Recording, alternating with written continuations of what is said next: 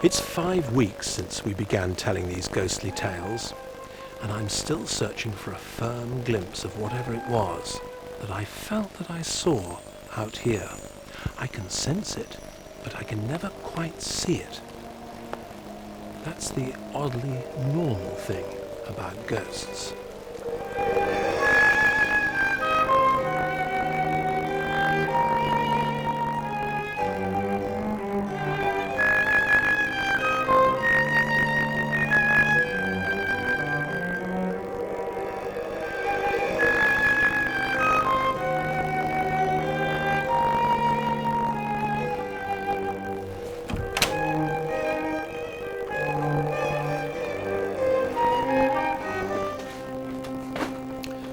Throughout the series, we've heard from people who have regularly encountered the same ghostly phenomenon, perhaps in the same place or maybe at the same time of year. But what about the man in his car who ran over a ghost the first time in America, and then 8 years later, that very same ghost a second time here in Britain? Well, more of that in a moment. In this last programme in the series, Lizzie, our psychic medium, will be searching for the ghost of the beer cellars of the Shoeburyness Hotel, and later on she'll be meeting a couple who seem to be sharing their home with somebody they've never seen. And I've got a story about some murdering monks. But to begin, that story about the man in his car. Bob Dew has an English mother and an American father, which is why this Norfolk man was serving in the US Army back in the 1970s. Driving home along a US highway to his army base, both he and his front seat passenger shared a shocking experience. Doing 75 to 80 in an old Chevy on the Illinois state line, I saw a chap standing near the road, like a gangster, almost like Humphrey Bogart, but with no face. Hat pulled right down, collar right up around his face. You couldn't see his face or anything. He had his hands in his pockets. Just as we got near him, it was all quick, within a few seconds maybe, I don't know. He stepped out in front of the car, I hit the brakes, I felt the bang and everything, the impact. The guy flew over the top of the car. It was sort of like slow motion, I suppose, and he landed at the back of the car somewhere in the grass probably.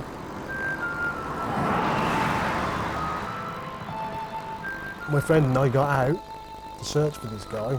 Almost certain I had killed him. He was definitely dead at that speed with that impact. We couldn't find anything. Went back to town, got the sheriff. They came out with searchlights. And they couldn't find anything, couldn't find the body. Checked the car for damage. There was no damage on the car whatsoever.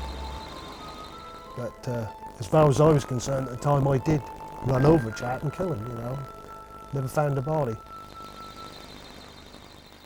But Bob's story wasn't over. 8 years later, he was at Necton, driving along the A47 towards Norwich, when exactly the same thing happened again. I got my discharge from the American Army, and I then came back home to England. I started getting into classic cars. A friend of mine saw one advertised in Peterborough, which was about the right money, and we were coming back from Peterborough to Norwich. This is the actual car I was in, and I think that was near getting towards Dereham, and all of a sudden I saw him. There he was, standing on the side of the road again. And I remember swerving out like that.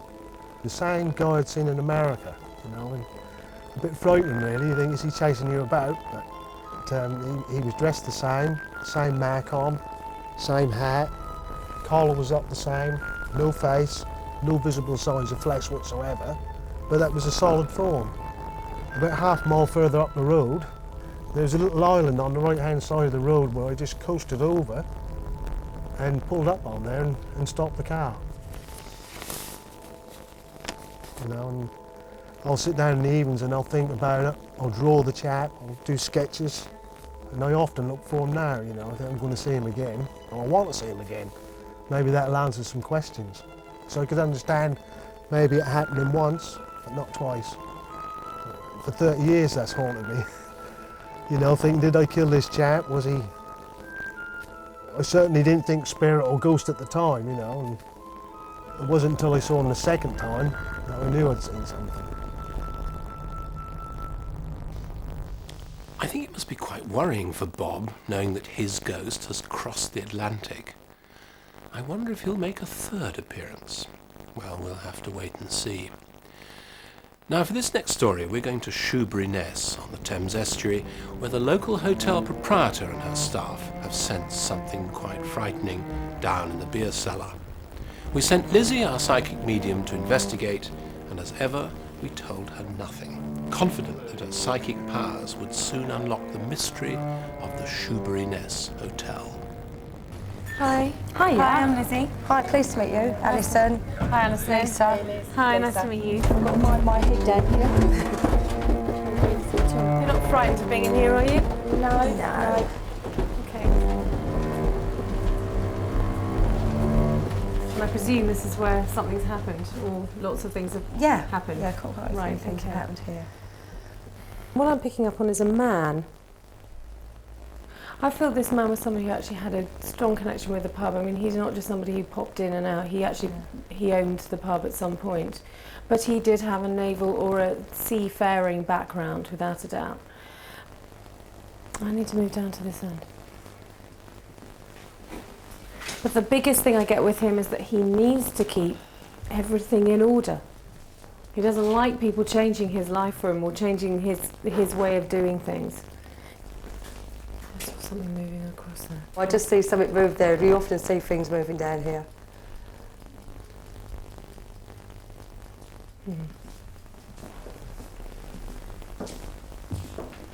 Have you actually seen something physically move while you've been Yeah. down here? Okay. Lisa, tell me a bit more about what's happened here and things that you've experienced. First time I ever came down actually in the cellar to get some ice. I think I've more or less been here for about a week. Didn't exactly know where I was going, but came down here anyway. Got the ice. As I turned round, I could see him walk past me. Did he speak to you? No. No. Okay. Did he make any grunting noises? No, or- he just walked straight past me. So as which if direction was I he wasn't going? actually That there. way out or this way in? Coming from this way, Right. Okay. Okay. as if I wasn't actually here. And tell me how you felt at that point. Scared. Yeah. And what happened?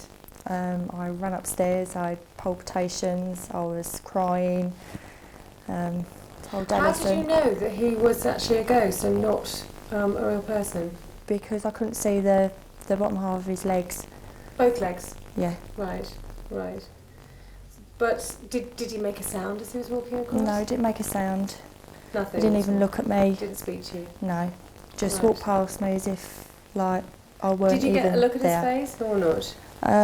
Not really, only the side of his face. Right. Right. He's quite dark. Yeah. And I just legged it after that. And so The only you've thing I seen- really noticed was his waistcoat. He had a waistcoat on. Right. Okay. Tell me what you've experienced here. Then what have you seen? I've seen him poking his head round the corner. yeah. And basically just when you're in the cold room, you feel somebody over you. Right. Okay. Like somebody over you, or you feel there's somebody in the doorway just watching you. So do you have any other theories about who this person might be? I actually thought it might have been a smuggler. And we heard various stories that there was tunnels from the pub that led down to the beach, and a lot of smuggling went on. We've been told where a tunnel's supposed to be, but it's now bricked up. But that is down here, which is in the Right. back room there. Right. Okay.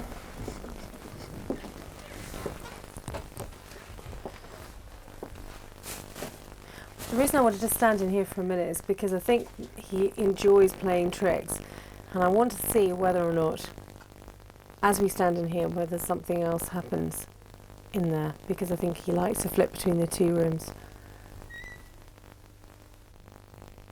Did you hear that? There's something moving. Let's quickly go and have a look.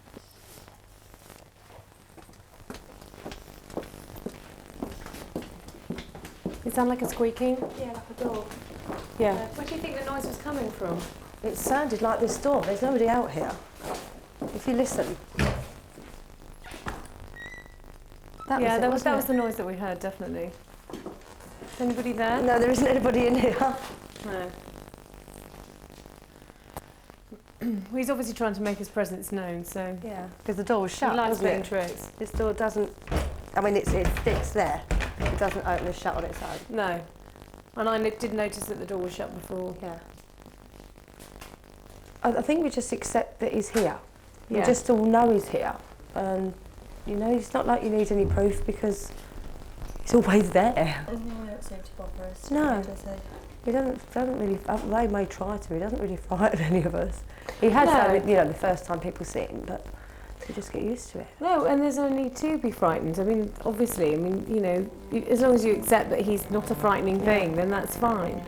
I keep seeing him moving. It's easy to see that he's here because he's flitting around all over the place. But as long as you're not scared, then that's No. great. That's great that you're not scared. But he is, boy, is he active down here.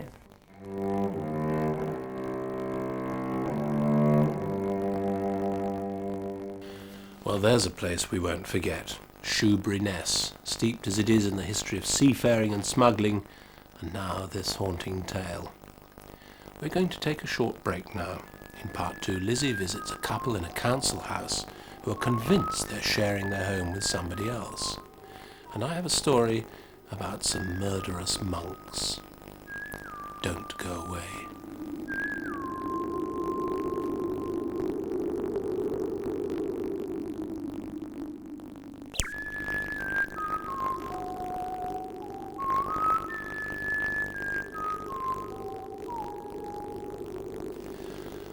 We're going now to Ashmanor in Norfolk to the home of Debbie and Terry Presley. Hi, Debbie. Yes. Hi, I'm Lizzie. Hi. Nice to meet you. Do you want to come in? Yes, thank you. From the moment they moved in, they became aware of someone or something moving around the house. We sent Lizzie to investigate, and she was barely through the front door when her psychic powers picked up a ghostly presence. I immediately feel that this area of the stairs here, someone's watching me. I do feel that very strongly. And it's almost like the person goes up and down the stairs, but hovers halfway up. That seems to be quite important. There's a sort of strong presence halfway up the stairs. I'm picking up that whoever this is somebody who owned this house or lived in this house for a long time and felt that this house was theirs and still does feel that it's still theirs. That's true, very true. And somebody who got sick in this house, somebody who just was either carried out, and see them being carried out, somebody who wanted to die at home but had to be taken to hospital. I'm actually aware that there were 2 people who lived here at that time, both male and female. We know that one of the people did actually go to hospital and was very ill and didn't return. So I'm drawn to the man at the moment, being particularly tall. That's what I feel is quite a tall person. And then the female, I see her more as somebody who was older, much older. Yeah.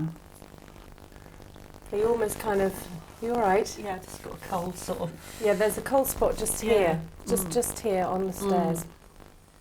Shall we go into a room and see if I can pick up some more information for Yeah. you? Do you Fine. want to go in the kitchen? Yeah, absolutely.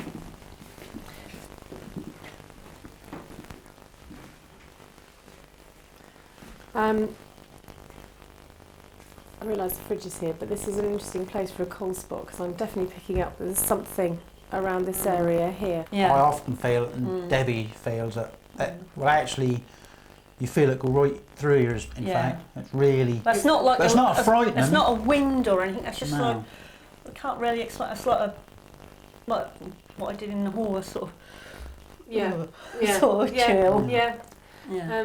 but the first time we experienced it, that was a bit frightening. But now, We get used to I it. we feel it just and sort think, of- oh, and I don't think, blimey, I got to get out. No.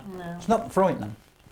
No. Do you get the feeling somebody's watching you sometimes when you're at the sink? Yes, I do. Yeah, I'm definitely getting something. You feel like Mm. you do this a lot, watching. Yeah. You could swear blind that there's somebody standing right behind you. Yeah. There is definitely somebody Mm. standing right behind you. It seems like not someone who's going to hurt me, just someone who's watching me, Yeah. trying to tell me to do something that way rather than Yeah. the way I'm doing it. Yeah. I feel that every time if I get upset or really emotional or whatever, there's always something here what seems to say, sort of wants to put their arms around me and Say it's all keep right. safe and whatever. Yeah. Yeah. Yeah.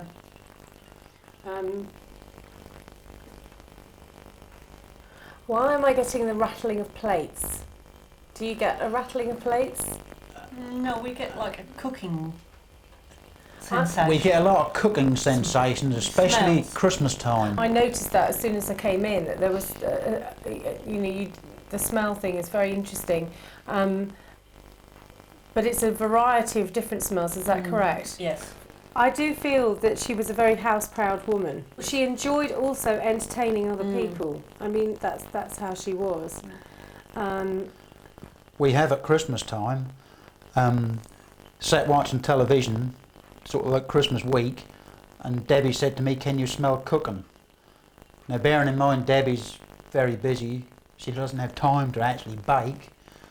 We both came through and thought, there's something cooking that she's left on. And that was like sweet mincemeat when you make mince pies. Yeah, But of course there was which nothing. is the baking. Yeah. But there was Yeah. nothing. We've smelt that 2 or 3 times, especially at Christmas. Yes. Well, I'm just picking up more than it's the baking she enjoyed doing more than any other time of cooking. Yeah, that's right. That's what she enjoyed Yeah. doing.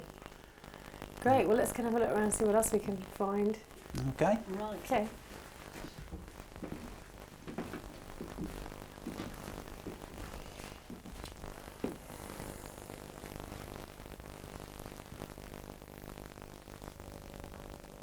So, and also I'm being told about sounds that you get in here. I won't go into graphic detail, but I use the downstairs loo. Debbie always uses the upstairs bathroom. She'll always go up before me at night, and I'll very probably come into the kitchen and wash my hands before going to bed, and I'll hear a woman's voice, but muffled. And I'll call up the stairs to Debbie, "What do you want?" And she'll perhaps be half asleep or halfway reading her book, and she hasn't said a word. And that happens a lot. I can never make out what the voice says, not clearly. It's always a distant voice. Well, let's go and find out, shall we? Yeah. Yeah.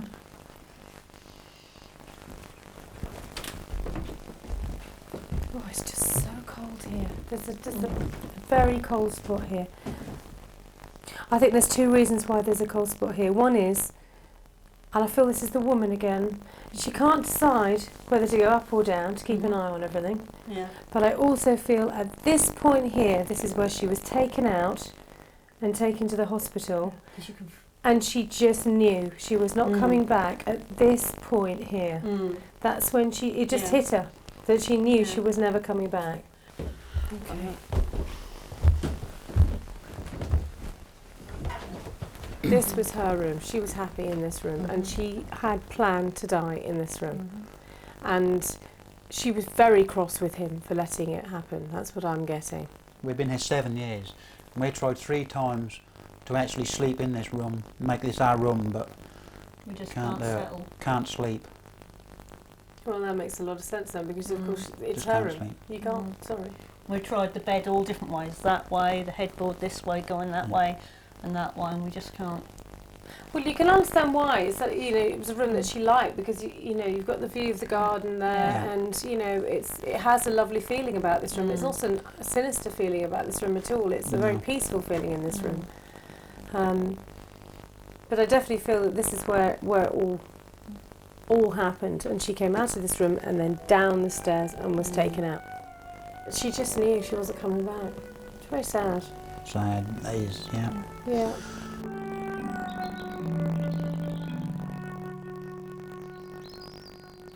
Well, there you are.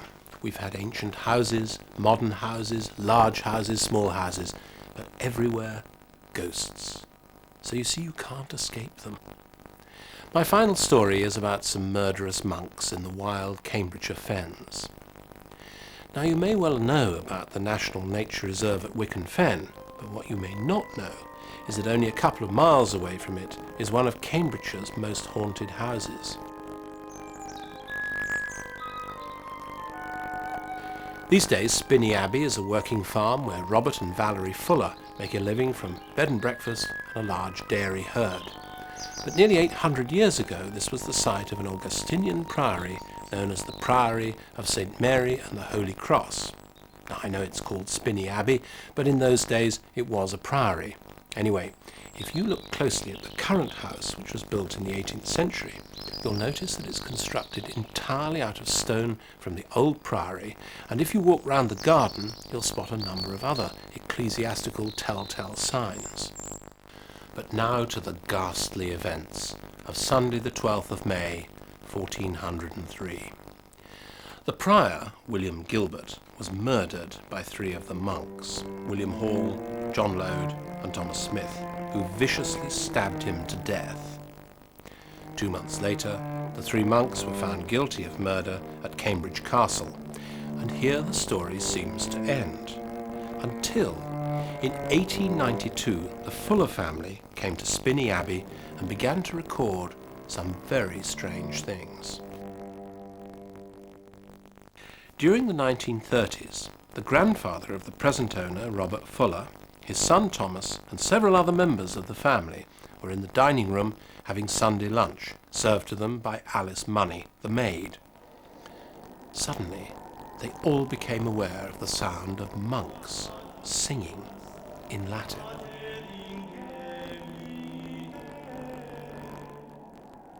They all heard it, every one of them. But when they went to search the house, there was nothing there. No wireless switched on. No one hiding in the cellar. No wandering minstrels in the garden. Absolutely nothing. They were entirely alone. Just a few days later, Thomas was looking out of his bedroom window when he saw a hooded monk gliding along a path in the garden.